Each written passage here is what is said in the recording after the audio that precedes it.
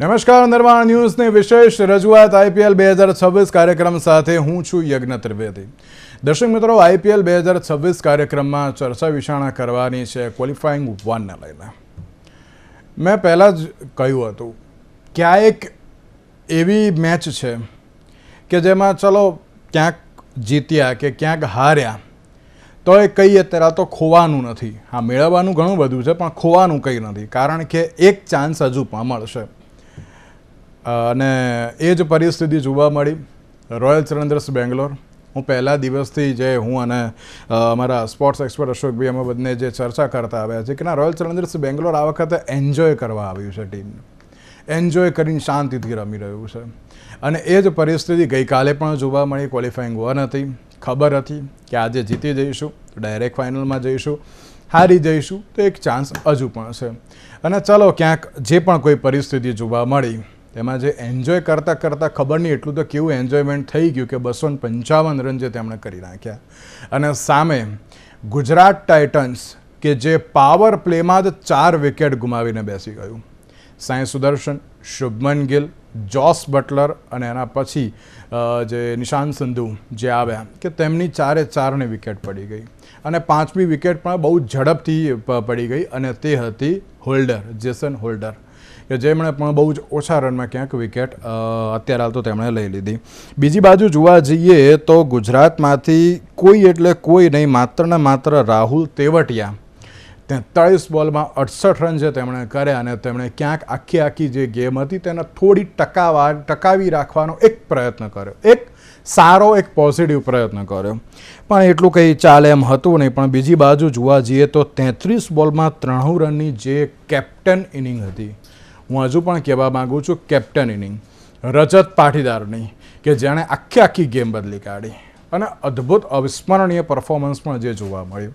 અને તેની સાથે એમ કહેવાય છે કે જ્યારે આટલું સારું પરફોર્મન્સ અત્યારે તો જે જોવા મળે એટલે ચોક્કસી જ્યારે અત્યારની પરિસ્થિતિમાં ઘણી સારી એવી બાબત પણ કહી શકાય. અને તેમની જ ઇનિંગના કારણે 254 રન સુધી જે પહોંચી શક્યા. વેંકટેશ અય્યર 19 રનમાં આઉટ થઈ ગયા, ત્યારબાદ વિરાટ કોહલી, ત્યારબાદ દેવદત્ત પડિક્કલ અને પછી કૃણાલ પંડ્યા. સારી એવી ઇનિંગ જે રજત પાટીદારની જોવા મળી. ક્યાંક 92 રને જ જે ગુજરાત ટાઇટન્સની ટીમ હારી હોય તે જ પરિસ્થિતિ જોવા મળી. એટલે કે માત્ર રજત પાટીદાર જ તેમને ભારી પડ્યા હોય તે પ્રમાણેની પરિસ્થિતિ કહી શકાય. અને ક્યાંક હવે ગુજરાત ટાઇટન્સ જોડે વધુ એક ચાન્સ છે. પણ તેની સાથે આજે એક સૌથી મહત્ત્વની મેચ છે અને તે છે Rajasthan Royals versus Sunrisers Hyderabad. બે આમ ટીમ જોવા જઈએ તો બેટિંગ લાઇનઅપમાં બહુ મજબૂત છે. એકને મૂકો ને બીજાને ઊભા કરો એવી પરિસ્થિતિ છે. કારણ કે એક બાજુ જોવા જઈએ તો જે પ્રમાણે ટ્રેવિસ છે, બીજી બાજુ ઈશાન કિશન છે, અભિષેક શર્મા છે. તો આ બાજુ પણ પહેલાં 3 જુઓ, યશસ્વી જયસ્વાલ, વૈભવ સૂર્યવંશી અને ધ્રુવ જુરેલ. અદ્ભુત અવિસ્મરણીય બેટિંગ કરે છે એ લોકો. ક્યાંક એમ કહેવાય ને કે ના બોલને અત્યારે તો પીચ ઉપર પડે ને ત્યાંથી કઈ બાજુ અત્યારે તો જે 6 કરવી કે 4 કરવી ને એ બહુ જ સારામાં સારી રીતે તે લોકો જાણતા હોય છે. અને એ જ પ્રમાણે આજે જે કોઈ ટીમ હારશે એ IPLમાંથી બહાર થઈ જશે અને જે જીતશે એ ગુજરાત ટાઇટન્સ જોડે મેચ રમશે અને પછી ખબર પડશે કે ના ફાઇનલમાં અત્યારે તો કોણ જશે. બંને મેચને લઈને ચર્ચા વિચારણા કરવી છે. બંને મેચ ઉપર ચર્ચા વિચારણા કરવા માટે અમારી સાથે સ્ટુડિયોમાં ઉપસ્થિત છે અશોકભાઈ મિસ્ત્રી, કે જેઓ સ્પોર્ટ્સ એક્સપર્ટ છે. જી અશોકભાઈ, સૌથી પહેલાં તો આપનું સ્વાગત છે. Thank you so much. Yes અશોકભાઈ, જે પ્રમાણે આપણે ચર્ચા કરતા હતા royal challengers Bangalore versus Gujarat ટાઇટન્સની, અને અશોકભાઈ જે તમારી વાત હતી એક તો બહુ સાચી નીવડી કે આ વખતે જે બેંગ્લોર જે રમવા આવી છે જીતવાના કોઈ ઈરાદા નહોતા, પણ બહુ એન્જોય કરે છે લોકો. ગમે તેવી પરિસ્થિતિ હોય કે ના આપણે તો એન્જોય કરવી, જેની પ્રમાણે એન્જોયમાં સાહેબ એ એમ કહેવાય ફાઇનલ સુધી પહોંચી પણ ગયા. પણ અશોકભાઈ, ગઈકાલની વાત કરીએ. આ ગુજરાત હારી કે અમારે એ તો આપને પૂછવું છે, પણ જે પ્રમાણે ગઈકાલની ઇનિંગ જે જોવા મળી રજત પાટીદારની, એ બહુ જ સારામાં સારી ઇનિંગ હતી. અને આપે પણ જોયું કે એ જ રન એટલે કે 93 રન રજત પાટીદારે જે કર્યા અત્યારે હાલ તો, અને તેની સામે જોવા જઈએ તો જે ગુજરાતમાં 92 રનથી હારી હોય તે પરિસ્થિતિ અત્યારે તો જોવા મળી. કઈ રીતે જોઈ રહ્યા છો? સૌથી પહેલાં તો રોયલ ચેલેન્જર્સ બેંગ્લોરની ગઈકાલની બેટિંગને આપ. બે વાત છે. પહેલી વસ્તુ તો બેટિંગ એ લોકોને બહુ જ ખબર હતી કે આપણે પહેલેથી જ એટેક કરવાનો છે, દરેક બોલર. એટલે શરૂઆતથી જ એમણે ચોગ્ગા છગ્ગા મારવાની શરૂઆત કરી જ દીધી હતી, right from the day 1 first ઓવરથી જ. એટલે એવું કંઈ નથી કે આ લોકો મીન્સ કે બેંગ્લોર એવું નક્કી કર્યું કે આપણે શરૂઆતમાં થોડા સ્ટેડી થઈએ ત્યાર પછી રમીએ. ના, they have gone for their shots અને they have played good. Venkatesh 19, Virat 43, Devdutt પડીકલના 30. ત્યાં સુધી એમ લાગ્યું કે આ સ્કોર કંઈ બહુ લાંબો થાય એવું છે નહીં, 200ની અંદર રહે એવી પરિસ્થિતિ એક સમય લાગતી હતી. ત્યાર પછી રજત પાટીદાર બેટિંગમાં આવ્યા. રજત પાટીદાર બેટિંગમાં આવ્યા એટલે obviously he is a very fine batsman, એમાં તો કોઈ શંકાને સ્થાન નથી. અને એક સારામાં સારા બોલિંગ એટેક સામે રમી રહ્યા હતા. મીન્સ આમ જોવા જઈએ તો અત્યાર સુધી તમે જુઓ ગુજરાત ટાઇટન્સનો બોલિંગ એટેક સારામાં સારો માનવામાં આવે છે. ગઈકાલે તો ભલે બધાની ધજિયા ઉડાવી દીધી છે, પણ તે છતાંય તો એવા એમની સાથે જ્યારે રમવાનું હોય તે વખતે ફિલ્ડિંગ પણ બહુ મહત્ત્વનો ભાગ ભજવતી હોય. જો તમે રબાડાએ કેચ લઈ લીધો હોય 14 રન ઉપર જ્યારે પાટીદાર હતા ત્યારે, તો કદાચ પરિસ્થિતિ આટલી બધી વણસી ના જાત.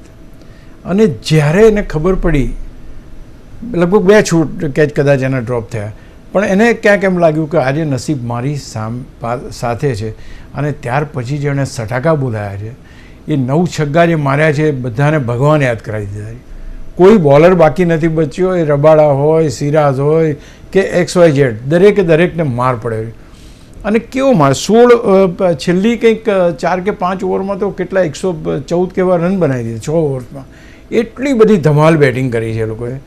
અને ખાસ કરીને 33 બોલમાં 93 run. Just you can imagine the way he has played, it is terrific inning. અને 9 છગ્ગા. અને સી એ બધાને ખબર તો હતી જ કે ભાઈ આ જિંદગીની એક મોટામાં મોટી મેચ આપણે રમીએ છીએ. So they wanted to give everything. અને Rajat Patidar being a captain, એ વ્યક્તિએ જે જવાબદારી નિભાવી છે કાલે સાહેબ, દિલ ખુશ કરી નાખ્યા. અને લોકો જેટલા પણ ત્યાં પ્રેઝન્ટ હતા they have enjoyed their batting. એ ગુજરાતના સપોર્ટ કરતા હોય કે કોઈને પણ સપોર્ટ કરતા હોય, પણ જે બેટિંગ રજત પાટીદારે કરી that was fantastic. I was just going through the figures. Rabada 54માં 2 વિકેટ, હોલ્ડર 39માં 2 વિકેટ, સિરાજ 46માં 3 વિકેટ. આ આંકડા ક્યારેય જોવા નથી મળ્યા પહેલાં. પણ એટલા બધા ધોયા આ બધા ખેલાડીઓને, આ બધા બોલર્સને કે ક્યાંક એ સામાન્ય લાગવા માંડ્યા. અને બીજું સૌથી મહત્ત્વનું બાબત, 254 રન તમે ખડકી દીધા. Can you believe it? 254, અને એ પણ ક્વોલિફાયરમાં. This is happen for the first time કે ક્વોલિફાયરમાં આટલા બધા રન થયા હોય. હવે તમે વિશ્વમાં સૌથી વધારે રન આની અંદર તમે કરી નાખો, સામેની ટીમ તો શું કરે બિચારી. આજે પ્રેશર 254 રનનું પ્રેશર કેવું હોય, 255 તમારે જીતવા માટે કરવાના છે. બધું કહી શકાય કે આપણે ગઈકાલે બહુ સરસ ચર્ચા કરી હતી. મેં તમને કહ્યું હતું કે ગુજરાત ટાઇટન્સના 3 ખેલાડી આઉટ થાય તો બાકીની ટીમ સપોર્ટ નથી કરતી. Exactly that is happen. તમે જુઓ, Sai 14 run, Gill 2 run, Buttler 29 run out થયા પછી સિંધુ 5, સુંદર 8, હોલ્ડર 0, રાશિતા 8, Rabada 9, Siraj 5. Look at the way Tewatia રમ્યો બિકોઝ તેવટિયા પાસે કંઈ બીજું કોઈ પ્રેશર હતું નહીં. Tewatia is played because he don't have any pressure at that time. એને ખબર હતી કે આટલું મોટું ટાર્ગેટ તો ચેસ થવાનું નથી, તો હું જેટલું નજીક લઈ જવું, જેટલું વધારે ઓછા માર્જિનથી હારીએ એ એણે પ્રયત્ન કર્યો. હી પ્લેડ વેલ. એણે જે 43 બોલમાં 68 રન માર્યા, પણ એણે ક્યાંક બહુ જ મોટો સંદેશો આપ્યો ટોપ પ્લેયર્સને કે આ વિકેટ ઉપર રમી શકાય છે, આ વિકેટ ઉપર ટકી શકાય છે, ચોગ્ગા છગ્ગા મારી શકાય છે. So that is what is required. આપણે જ્યારે 2 કે 3 ખેલાડીઓ ઉપર જ નિર્ભર રહેતી ટીમ હોય તો એના માટેનો ગેમ પ્લાન હોય ને હોય જ. એ જે સાઈ સુદર્શન જે રીતે આઉટ થયો છે એના ઉપર ઘણી બધી ચર્ચા છે કે whether that is correct or not, કારણ કે એની એક્શન તો પૂરી થઈ ગઈ છે. ત્યાર પછી એના હાથમાંથી બેટ છટક્યું ને સ્ટમ્પ ઉપર જ લાવ્યું. એને આઉટ આપવો કે નહીં, એને આજે જ હમણાં હું એક જોઈને આવ્યો કે ભાઈ એના અમુક રૂલ્સ છે, રૂલ્સ પ્રમાણે એની એક્શન પૂરી થાય છે બેટ્સમેનની, ત્યાર પછી હાથમાંથી વસ્તુ છટકે તો શું. તો I think that's controversy, keep it aside. પણ જે રીતે બેટિંગ કરી સાઈ સુદર્શને કરી કે, અને ધ વે શુભમન ગિલનો એ shot, I still remember there was no shot at that time. પહેલેથી ડિટર્મિન કર્યું હતું કે મારે ભુવનેશ્વરના બોલમાં ચોગ્ગો મારવો જ છે. યુ કેનોટ પ્રી તમે એ ના કરી શકો. આ કોણ છે તમારી સામે બોલર્સ તો તમે જુઓ, ભુવનેશ્વર કુમાર ને હેઝલવુડ, અને આગળ જઈને એટલો રેશ શોટ હતો. આઈ થિંક મારી દ્રષ્ટિએ that was a rash shot which was not needed at the time. I agree, 254નું ટાર્ગેટ હતું તમારે દરેક બોલને, પણ you can always stay on અને ત્યાર પછી તમે રમી શકો છો. બિલકુલ. એટલે હું માનું છું કે એ ત્યાંથી જે પરિસ્થિતિ બદલાઈ એ પરિસ્થિતિ ક્યારેય સુધરી જ નહીં પછી. અને અશોકભાઈ એક વસ્તુ એ પણ છે ને કે ગઈકાલની જે મેચ જોવા મળી અને તેમાં તમે જે રીતે કહ્યું બહુ સાચી વાત છે કે પહેલેથી જ એ કેટલું પ્રેશર ક્રિએટ થઈ ગયું કે ના ભાઈ પછી આમાં ગુજરાત કઈ રીતે જીતે ને એ જ અત્યારે તો ખબર નથી. ચલો બધા પ્લેયર સારા હોય, હું ના નથી પાડતો, પણ તો પણ એક પ્રેશર ક્રિએટ થાય. સનરાઇઝર્સ હૈદરાબાદ જેવી ટીમને જે થતું હતું કે જે એક સમયે 285 265 રન જે કરતી હતી અને એમણે ચેસ પણ કરેલું છે, ઇવન પંજાબે પણ કરેલું છે, પણ તો પણ એક વખત એ પ્રેશરમાં આવી જતા હતા કે ભાઈ આમાં રમવું કેવી રીતે. અને આમાં તો આ ક્વોલિફાઈંગ છે એટલે ક્યાંક એવું કહી શકાય ખરી કે ગઈકાલની જે થોડું કે જે તો ટાર્ગેટ વધી ગયો, ક્યાંક ખબર હતી કે ના 3 જે પ્લેયર્સ અને એમાં જે ટાર્ગેટ વધ્યો એમાં જ ક્યાંક ગુજરાત પ્રેશરમાં આવી ગયું તેવું કહી શકાય ખરી. 101% પ્રેશરમાં આવી ગયું. રણનીતિ જ એમની ખોટી હતી. ધે શુડ અન્ડરસ્ટેન્ડ કે એ લોકો વર્લ્ડના બેસ્ટ બોલર સામે રમી રહ્યા છે, જે અત્યારે ટોપ પર છે. બિલકુલ. જેણે સૌથી વધારે વિકેટો લીધી છે અને ટેરિફિક ફોર્મમાં ચાલે છે, એને તમે બ્લાઇન્ડ શોટ મારવા જાઓ છો યાર. આઈ મીન 1:2 મારું એમ કહેવું નથી. આજે વિચાર કરો, જ્યારે આ 4 ખેલાડીઓ આઉટ થયા, વેંકટેશ, વિરાટ, દેવદત્ત પડીકલને લોકો, ત્યારે પરિસ્થિતિ ટીમની કેવી હતી કે કંઈ થાય એવું છે નહીં, રન એટલા નહીં થાય.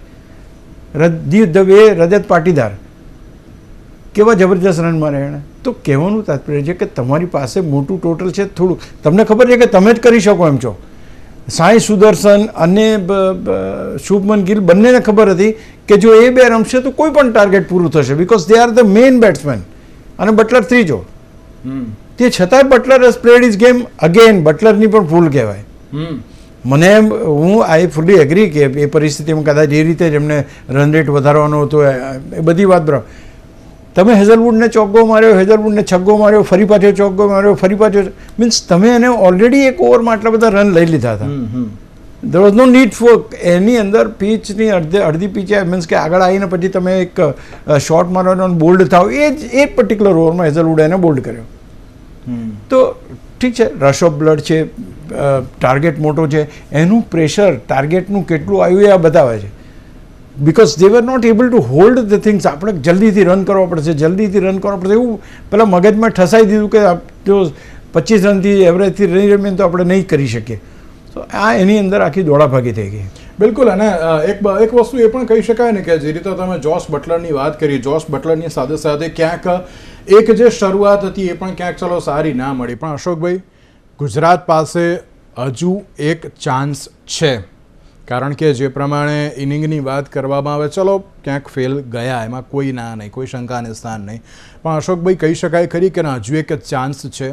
હવે ક્યાંક એમણે કંઈક સારી રીતે થોડું ઘણું પણ જો પરફોર્મન્સ કરે તો અમદાવાદ આવી શકે તેવા પણ શક્યતાઓ છે. શું કહેશો આપ તેને લઈને? એબ્સોલ્યુટલી. આઈ મીન 50% ચાન્સ બંને ટીમોનો હું તો કહું છું. જે સેકન્ડ ટીમ હશે એનો પણ, કારણ કે ગુજરાતની ટીમ ખરાબ છે, રણનીતિ કાલે માર ખાઈ ગઈ. ધ પ્લાનિંગ જે કર્યું હતું એ પ્લાનિંગ બધું ઊંધું વળી ગયું. કયા બોલરને કયા બેટ્સમેન સામે, કયા બેટ્સમેનને કેમ, ને એમાં કેચ ડ્રોપ, એકાદ કેચ ડ્રોપ થાય અને તમે ફરી બીજી ઓપોર્ચ્યુનિટી તમારા બોલર્સ ક્રિએટ ના કરી શક્યા. તો તમારી પ્લાનિંગ કાલે માર ખાઈ ગઈ તમારી.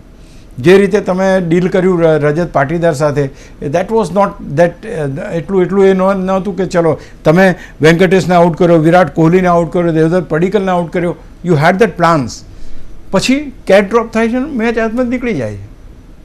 તો એક એ તો શુભમન ગિલે કહ્યું કે it is a one bad day, કે અમે 2 કેચ ખોયા અને આટલી ખરાબ ફિલ્ડિંગ કરી એટલે એમાં કંઈ અમારો વાંક, મીન્સ હી એક્સેપ્ટેડ દેટ. પણ સવાલ એ નથી. સવાલ તમે એક્સેપ્ટ કરો છો કે ભૂલ થઈ, એ ભૂલમાં તમે બહાર થઈ જવાની કદાર પર આવી ગયા. એની મુખ્ય એ વસ્તુ એ છે. આજે બીજી મેચ તમે જીતો તો તમારા નસીબ, ના જીતો તો શું. ઇતિહાસ તો એમ કહે છે કે ભાઈ પહેલી જે ક્વોલિફાયર 1માંથી જીતીને જે ટીમ ફાઇનલમાં જાય એ જ જીતે છે. અચ્છા. 15માંથી 13 વાર તો એવું બન્યું છે. તો પરિસ્થિતિ એવી છે કે તમે એવો જેને કહેવાય કે હાઈપ ઊભો શા માટે કરો છો. કે તમને ખ્યાલ હોય કે ભાઈ જો તમારી પાસે મોટો સ્કોર છે થોડુંક જો અને દે શુડ નો કે એમની પાસે નથી બેટિંગ નીચે, બિલકુલ નીચે કોઈ બેટિંગ, મિડલ ઓર્ડર હંમેશા ગુજરાત ટાઇટન્સનું હંમેશા દગો આપે છે. તો એટલા માટે આ 3 બેટ્સમેનની બહુ મહત્વની, અને આપણે ડિસ્કસ એ બી કરી હતી કે એ લોકોએ પ્લાનિંગ ખાલી આ 3 બેટ્સમેનનું જ કર્યું હશે. હા બિલકુલ બિલકુલ સાચી વાત. ધેર વોઝ નોબડી એલ્સ કે જેનું પ્લાનિંગ કરવાની જરૂર પડે, અને એ કર્યું, જીતી ગયા. બિલકુલ બિલકુલ સાચી વાત છે. તો જે પ્રમાણે ગુજરાતનું તો ક્યાંક પરફોર્મન્સ કાલે થોડુંક એમ કે ડાઉન જોવા મળ્યું, પણ તેની સાથે હજુ એક ચાન્સ હવે જોવાનું એ રહ્યું કે કઈ રીતે રમશે. અશોકભાઈ, વાત કરીએ આજની મેચને લઈને, Sunrisers Hyderabad versus Rajasthan Royals. જેમ તમે 3 બેટ્સમેનની વાત કરી, આમાં બંનેમાં પહેલા 3 તો બહુ ખતરનાક જ છે. એમાં એકને મૂકન બીજાને ઊભો કરે એવી જ પરિસ્થિતિ છે, અને ધારે 3 ધારે તો 250+ સ્કોર પણ થઈ શકે છે. શું કહેશો આજની મેચને લઈને? પહેલી વસ્તુ છે કે રાજસ્થાન રોયલ્સ જે રીતે હારી અને બે મેચો જીતી, અને જે રીતે SRH ની છેલ્લી 5માંથી 3 મેચો ને 2 મેચો હાર્યા છે એ લોકો, એટલે આમ જોવા જાવ તો બંને ટીમોનો સરખો પેલો એ છે, શું કહેવાય એનો રેશિયો જે છે સરખો છે, બહુ ખાસ કંઈ ફેર નથી. હવે 3જા 4થા ક્રમની જ્યારે ટીમ હોય ત્યારે તમારી પાસે સૌથી મહત્ત્વની બાબત બની જાય છે એક્સપિરિયન્સ. આ લખી રાખજો સાહેબ, એક્સપિરિયન્સ બહુ મોટી વસ્તુ છે. એક્સપિરિયન્સ કોનો? કેપ્ટનનો. કેપ્ટન કોણ? કમિન્સ અને પરાગ. આ બેમાં કોણ? તો તમે ચોક્કસ કહેશો કે કમિન્સ. બિલકુલ. ગયા વખતે મુંબઈ સામે એ લોકો જીત્યા ત્યારે મુંબઈના બેટર એમ કીધું કે જે રીતે એણે બોલિંગ ચેન્જીસ કરાવડાયા, જે રીતે બોલિંગ સ્લો બોલિંગ કરાવડાવી, આ કર્યું તે કર્યું, એ અમે હાર્યા હોય તો માત્ર એની રણનીતિથી હાર્યા હતા. પેટ કમિન્સ એ વ્યક્તિ છે કે જેના ઘરની અંદર અથવા જેના પેલા કપબોર્ડની અંદર બધી ટ્રોફીઓ છે. હા, એવો વિચક્ષણ કેપ્ટન તમારી પાસે છે. એટલે પહેલી વસ્તુ એ છે કે કેપ્ટનની. અચ્છા, હવે તમારે ડર કોનાથી? ડર માત્ર ને માત્ર વૈભવ સૂર્યવંશી. આ એક ખેલાડી જો ચાલી ગયો તો એ કમિન્સ હોય કે સ્ટાર્ક હોય કે હેઝલવુડ હોય કે ભુવી હોય, એ કોઈની ફિકર કરતો નથી.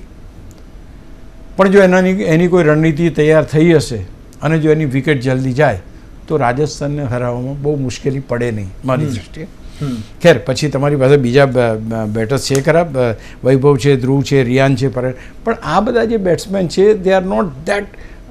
તમારી ઓપનિંગ જ યશસ્વી અને વૈભવ, આ 2 બેટ્સમેન જો જામી ગયા તો તમારે બીજા કોઈ બેટ્સમેનની જરૂર નહીં પડે. સાચી વાત. પણ ત્યાર પછીના બેટ્સમેન 250 સુધી રન બનાવે એવું શક્ય નથી.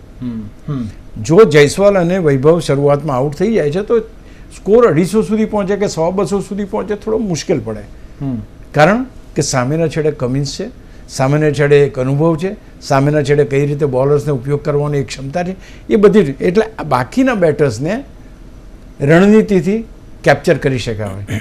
પેલાની પાસે કોઈ રણનીતિ નથી ચાલતી, વૈભવની પાસે કોઈ રણનીતિ નહીં. એ બુમરાહ હોય કે સ્ટાર્ક, તો એની સામે તમારે બહુ એ કરવું પડશે કે ભાઈ સ્ટ્રગલ કરવી પડશે. જો એની વિકેટ એ લોકો જલ્દી લઈ શકે છે તો આઈ થિંક જીતવું સરળ રહેશે. બિલકુલ. પણ બીજી વાત કે એમની પાસે જે છે અભિષેક છે, હેડ છે, ક્લાસન છે, કિશન છે, ત્યારે એને ટેરિફિક ફોર્મ. ઈશાન કિશન અત્યારે ખતરનાક રમે છે, અભિષેક ગયા વખતે જોરદાર રમ્યો, હેડ ખતરનાક છે, ક્લાસન બહુ જોરદાર રમી રહ્યો છે. તો I think they have got a super batters. બેટિંગના પહેલાં 4 જણા તો એમ કરો ને તો યશસ્વીનું વૈભવની જ હું કમ્પેરિઝન કરું. બાકી જો 3 ને 4ની કમ્પેરિઝન કરવાની હોય તો તમારે 101% હૈદરાબાદની બેટિંગ તમને જબરજસ્ત લાગે. એટલે અહીંયા આગળ તમારી પાસે થોડું એ છે. પણ રાજસ્થાન પાસે ટ્રમ્પ કાર્ડ શું છે? રાજસ્થાન પાસે ટ્રમ્પ કાર્ડ છે જોફ્રા આર્ચર. હવે ધારો કે હૈદરાબાદ બેટિંગ કરે છે, જોફ્રા આર્ચર શરૂઆતની ઓવરમાં 2-3 વિકેટ લઈ ગયો તો સામેની ટીમ પણ હલી જાય એવી છે. તમે લખી રાખો, અભિષેક, હેડ, ક્લાસન ને કિશન, આ 4 બેટ્સમેન આઉટ થયા હૈદરાબાદના તો એ ટીમ પણ આગળ બહુ મોટો સ્કોર કરી શકે સ્થિતિમાં નહીં રહે. એટલે અહીંયા આગળ એ બી બહુ અગત્યનું કે જોફ્રા આર્ચરની 4 ઓવર્સ કેટલું નુકસાન પહોંચ્યા. ગયા વખતે આપણે જોયું જોફ્રા આર્ચરે જે રીતે બોલિંગ કરીએ અને જે રીતે આને બેટિંગ કરીએ, બંનેમાં એ જ મેન ઓફ ધ મેચ બી, એ બંને મેચ પણ જીતાડી ગયો. એટલે તમારે બહુ જ મોટો ખતરનાકમાં ખતરનાક તમારી પાસે આર્ચર છે. પછી બીજા બધા તો છે, જે બર્ગર છે, પૂંજા છે, બ્રિજેશ શર્મા છે, જડેજા છે, દે ઓલ આર ધેર. પણ ખાસ કરીને આ ખેલાડીથી તમારે ચેતવું પડશે. બિલકુલ. અને તેની સાથે બીજી બાજુ જોવા જઈએ તો ટ્રેવિસ હેડ, અભિષેક શર્મા અને ઈશાન કિશન એ લોકોને પણ ના ભૂલવા જોઈએ, કારણ કે ટ્રેવિસ હેડની વાત કરીએ અશોકભાઈ તો ટ્રેવિસ હેડ એક એવો બેટ્સમેન છે કે ના જે અત્યારે હાલ તો એમ કહેવાય ને કે ના એ ધારે તો સેન્ચુરી શું એ 150 રન પણ કરી શકે એટલી તાકાત અત્યારે તો ધરાવે છે. એ પણ અભિષેક શર્મા. તો રાજસ્થાનની જો તમે વાત કરી કે ના જોફ્રા આર્ચર ને બધા છે, પણ અશોકભાઈ એક વસ્તુ એ પણ છે ને કે જ્યારે જો હૈદરાબાદની વાત કરવામાં તો તેમાં પેટ કમિન્સ છે.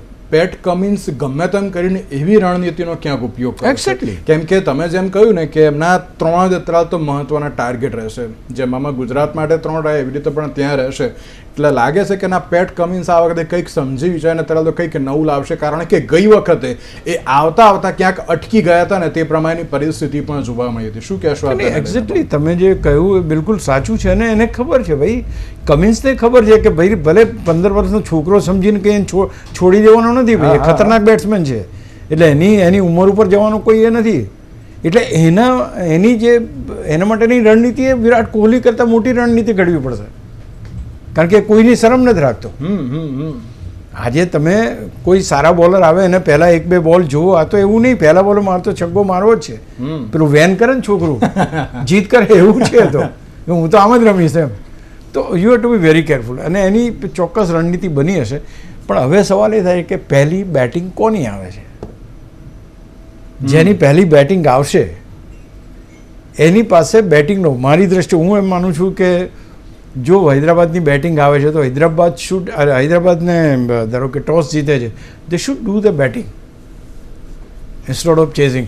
પણ અત્યારે તો ચેઝિંગ કરવાનું બધા વધારે પસંદ કરે છે, એટલે આપણે એમાં તો કંઈ કહી ના શકીએ. પણ બંને ટીમોમાં જબરજસ્ત બેટર્સ છે, બોલર્સ બંનેમાં ઓકે છે. પેલી બાજુ જોફ્રા આર્ચર છે, આ બાજુ પેટ કમિન્સ છે, બાકી બધા બોલર્સ બહુ એટલા બધા જબરજસ્ત નથી. એટલે અહીંયા જેનો ઘોડો આજે દોડ્યો, જો રન બનાવી લીધા પહેલી બેટિંગ, ગઈકાલે જેમ 254 જોડાઈ ગયા આજે, તો બીજી ટીમને પછી ત્યાંથી ઘેર જવાનો ડર. એક વસ્તુ આમાં પણ વિચારવી પડે કે સનરાઇઝર્સ હૈદરાબાદ જો 2025ના મોડમાં આવી ગયું ને તો એ ધારશે તો 285 પણ કરી શકે એટલી તાકાત એ લોકો ધરાવે. એમની પહેલા બેટિંગ આવે, હું એ જ કહું છું. કારણ કે જોફ્રા આર્ચર સારામાં સારો બોલર છે, બટ ઇટ ડઝન્ટ મીન કે એ દરેક વખતે વિકેટ લે જ. કાલે રબાડા ધોવાઈ ગયો, કાલે સિરાજે ધોવાઈ ગયો, જસપ્રીત બુમરાહ પણ બધા ધોવાઈ ગયા. એટલે એવું નથી કોઈ બોલર ધોવાય નહીં કે કોઈ બોલર કે આપણે એનાથી ડરવાનો સવાલ છે. બિલકુલ. પણ અહીંયા એવું છે કે અને બીજું કે આ બધાને કોઈને પડી નથી કોણ બોલિંગ કે કઈ સ્થિતિ. એમને તો આ ઈશાન કિશન રમે શું રમે, પહેલા બોલથી એને તો છગ્ગા ચોગ્ગા મારવાની જ વાત હોય. બિલકુલ સાચી વાત. ભલે અત્યારે શું છે કે આ વૈભવની ચર્ચા એટલી બધી ચાલે છે એટલે ઈશાન કિશનની ચર્ચા દબાઈ જાય, but he is also playing the similar way. બિલકુલ. અને હેડને તો આપણે બધા જાણીએ છીએ ભાઈ, અમદાવાદમાં એને આપણા હાથમાંથી વર્લ્ડ કપ છે, કોઈ દિવસ ના ભૂલાય. એ ક્યાંથી ભૂલાય? એ સિચ્યુએશન તો એમ કહેવાય ને કે ના એક નાઇટમેર છે એવી છે દરેક લોકો માટે, કારણ કે એ તો યાદ આવે ને આવે. પણ અશોકભાઈ એક લાસ્ટ એન્ડ ફાઇનલ સવાલ. ચાલો, આ તો એક એવી વસ્તુ છે કે જો આજે મેચ હારે તો ક્યાંક પોતાના ઘર તરફ પ્રયાણ કરવું પડે, જો જીતે તો ક્યાંક ન્યૂ ચંદીગઢ બાજુ પણ જવાનો એક મોકો મળે અને ત્યાંથી અમદાવાદ આવવાનો પણ એક મોકો મળે. આજે પલડું કોનું ભારી લાગે છે આપના મત અનુસાર? પહેલી વસ્તુ છે, જો બેટિંગ ઓર્ડર તમે જોતા હો તો હું હૈદરાબાદનું પલડું ભારે જોઉં છું. સિમ્પલ વાત છે અને બહુ જ ઇઝીલી કહી શકાય એવું છે. પહેલી બાજુ તમારી પાસે છે 2 જ ખેલાડીઓ એવા કે જેમને તમારે કંટ્રોલ કરવા પડે એવા છે, એટલે વૈભવ અને યશસ્વી જયસ્વાલ. આ બંને ખેલાડીઓની વિકેટ જો જલ્દી લો, અથવા તો એ 2 ખેલાડીઓને એવા આક્રમક શોટ, કારણ કે વૈભવ તો છે જ આક્રમક શોટ, એટલે એમાં તો કોઈ સવાલ જ નથી. સિક્સર મારવામાં તમે વિચાર તો કરો, ક્રિસ ગેલની તોલે આવી ગયો છે, 4 સિક્સર બાકી છે. એટલે હી ઇઝ અ ડાયનામિક, એના ડાયનામિક્સ અલગ છે. પણ અહીંયા આગળ થોડીક મજબૂત કમિન્સ છે એટલે કેપ્ટનશીપ, અને બેટર્સ 4 મજબૂત છે એટલે બેટિંગ લાઇનઅપ. બાકીના બોલર્સને બંને ટીમમાં સરખા છે. પેલી બાજુ એક મેં તમને કહ્યું એ પ્રમાણે આ ટીમમાં કમિન્સ છે અને પેલી બાજુમાં જોફ્રા આર્ચર છે. બાકી અધરવાઇઝ એ રીતે જોવા જાઓ તો હું અત્યારે હૈદરાબાદની ટીમને થોડીક મજબૂત જોઉં છું. કારણ કે આપણે કાલે ચર્ચા કરી ઘણા કે ભાઈ ગુજરાત ટાઇટન્સો બહુ મજબૂત, એના બેટ્સમેન તો આમ, એના બોલર્સ તો આવા. બિલકુલ. પણ કાલે કશું ચાલ્યું નહીં. તો anything can happen, but keeping the fingers cross. એક કાલની જેવી મેચ જોવા મળે. પણ કાલમાં તો શું થયું, 254 પહેલાં અમારે પેલા 162 ઓલ આઉટ હા. એવું ના થવું જોઈએ. આ 250 મારે તો આ 250 મારે, 500 રન થાય એવી ટીમો છે બંને. હા છે બની શકે કે આપણને મોટો સ્કોર જોવા મળે. બિલકુલ. તો હવે જોવાનું એ રહ્યું કે આજે જે પ્રમાણે Sunrisers Hyderabad versus Rajasthan Royals વચ્ચેની જે મેચ છે, આજે કોણ અત્યારે તો કેવું પરફોર્મન્સ કરશે તે તો હવે જોવાનું જ રહ્યું. એની સાથે અશોકભાઈ આપનો આભાર અમારી સાથે ચર્ચા વિચારણામાં જોડાવા માટે. તો દર્શક મિત્રો, આજના આ વિશેષ કાર્યક્રમ મને આપશો. નમસ્કાર.